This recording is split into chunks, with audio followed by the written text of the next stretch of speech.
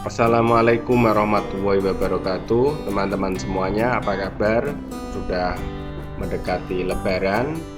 Saya mengucapkan selamat Lebaran bagi yang melaksanakan, bagi yang merayakan. Kali ini saya akan membahas tentang halal bihalal. Sejarahnya bagaimana, siapa yang menyetuskan, dan makna dari halal bihalal itu apa. Istilah halal bihalal dicetuskan oleh Kiai Haji Wahab Hasbuah. Beliau adalah salah satu pimpinan dan pendiri Nahdlatul Ulama dengan pertimbangan mencari penyelesaian masalah atau mencari keharmonisan hubungan dengan cara mengampuni kesalahan, pembebasan kesalahan dibalas dengan cara saling memaafkan. Konon di usianya yang masih muda, Indonesia mengalami ancaman disintegrasi bangsa, perpecahan. Para pemimpin tidak saling akur, mereka saling mengancam, mereka saling bermusuhan. Kemudian Bung Karno meminta saran kepada Kiai Wahab Hasbuah. Kiai Wahab Hasbuah memberi saran, para elit politik tidak mau bersatu dan mereka saling menyalahkan. Saling menyalahkan itu dosa, dosa itu haram. Supaya mereka tidak punya dosa atau haram, maka harus dihalalkan. Mereka harus duduk dalam satu meja untuk saling memaafkan, saling menghalalkan. Kemudian muncullah istilah halal bihalal. Bentuk-bentuk halal bihalal bermacam-macam, teman-teman, sedulur-sedulur. Di kantor-kantor menyelenggarakan dengan cara upacara.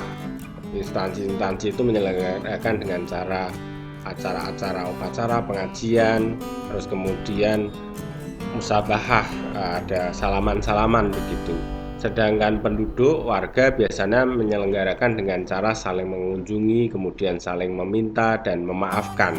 Di sana biasanya juga ada hidangan, itu ada opor ayam, ada ketupat, dan ada snack-snack, makanan-makanan kecil itu.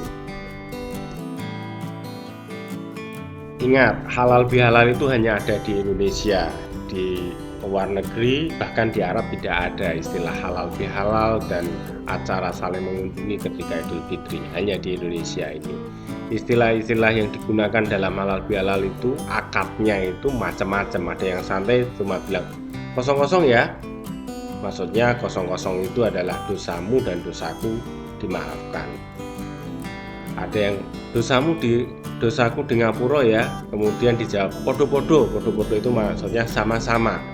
Dosa kepada manusia itu harus diselesaikan dengan manusia, sedangkan urusan permintaan maaf kepada Allah dengan cara berpuasa, bertaubat dan lain sebagainya. Jadi kalau urusan dengan manusia tidak selesai, maka dengan Allah juga tidak selesai. Usai puasa dan minta maaf kepada saudara dan meminta maaf kepada Allah, maka manusia akan kembali suci atau fitri tanpa dosa sebagaimana bayi yang baru lahir. Akad halal bihalal, cara mengucapkan permohonan maaf dan memberi maaf itu macam-macam juga. Ada yang panjang, orang-orang tua itu biasanya sangat-sangat panjang. Selain minta maaf, biasanya juga mendoakan jodoh, mendoakan rezeki. Kalau singkatnya begini, lek kula sakeluarga nyuwun ngapunten dinten yati punika. Terus kemudian dijawab, yo padha-padha nggih, sing tuwa akeh dosane, muga-muga dosamu dosaku di ngapura marang Gusti Allah, muga-muga rezekimu lancar, cedak jodone dan lain sebagainya. Ya, sama-sama semoga dosamu dan dosaku dimaafkan oleh Allah, kamu lancar rezekinya dan lain sebagainya.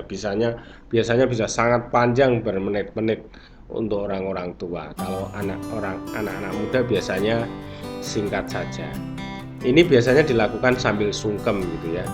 Anak muda dengkul, maksudnya lututnya itu di lantai, sedangkan orang tua itu biasanya duduk di kursi sambil memegang tangan.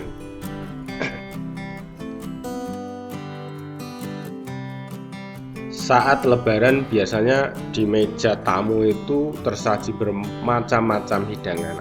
Ada yang tradisional seperti rengginang, kerupuk selai kepek, kerupuk goreng wedi, ceriping, tapi juga ada roti, kue-kuenan, ada buah, ada makanan besar. Kalau tamunya dari jauh biasanya pasti dibeli makan besar, dimasakkan gitu. Itulah salah satu wujud kegembiraan, wujud syukur karena telah melaksanakan puasa Ramadan selama 30 hari atau selama 1 bulan penuh. Untuk anak-anak biasanya mendapat uang saku, wisit, ya jumlahnya variatif. Waktu saya kecil itu 500, 1.000 gitu. Tapi ketika sekarang mungkin ya antara ada yang 10.000, ada yang 20.000, ada 50.000, bergantung dengan yang memberi.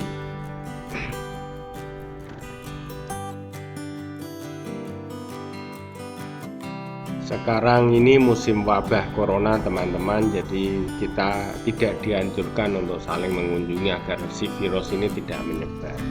Lalu bagaimana? Enaknya bagaimana teman-teman?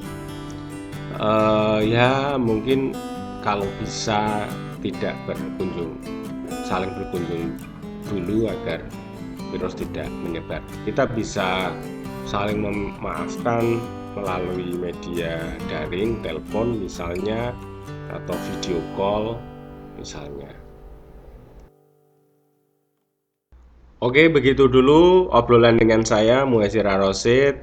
Kita akan melanjutkan obrolan berikutnya tentang besok masih tentang lebaran, mungkin makanan-makanan yang biasa disajikan saat lebaran.